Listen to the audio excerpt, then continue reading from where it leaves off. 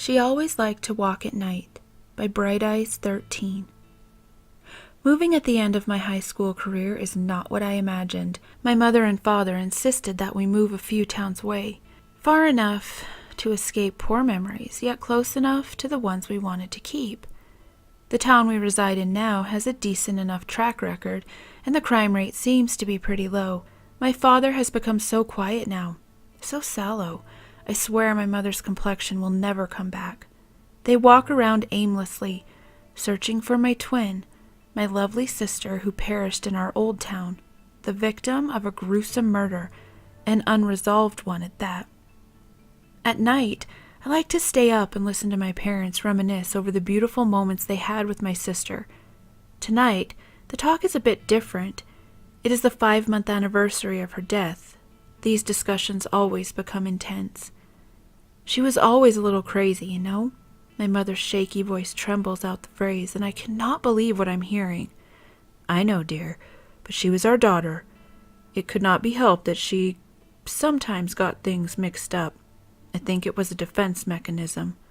The pale face of my father sinks even further back into his skull, and the sadness drips from his chin. How can my parents do this? How can they belittle my sister like that? I barge through the front door and make my way into the brisk night. The leaves of the trees fall, tickling my face as I dance through the cold, black streets.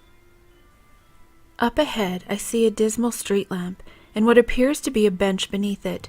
A crusty-looking man is sitting on the bench, his head between his knees. I slowly approach the figure, calculating my steps as not to scare the poor fellow. Slowly, he lifts his head and stares directly at me. His look, if I can even call it that, is tortured. His yellowing eyes search my face and my body. The stubble on his chin moves as his jaw cracks in a nervous twitch. She always liked to walk at night. His voice is a stale mix of sawdust and cigarettes. The pitch rises, then falls as he stretches the word night. His foul mouth twists into a beguiled smirk, and his hands ball into fists.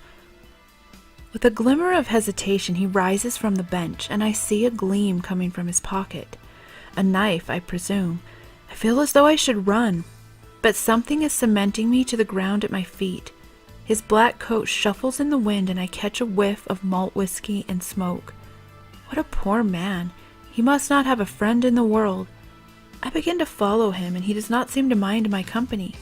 He does not once turn around to greet me, but simply walks. He keeps mumbling that phrase. She always liked to walk at night.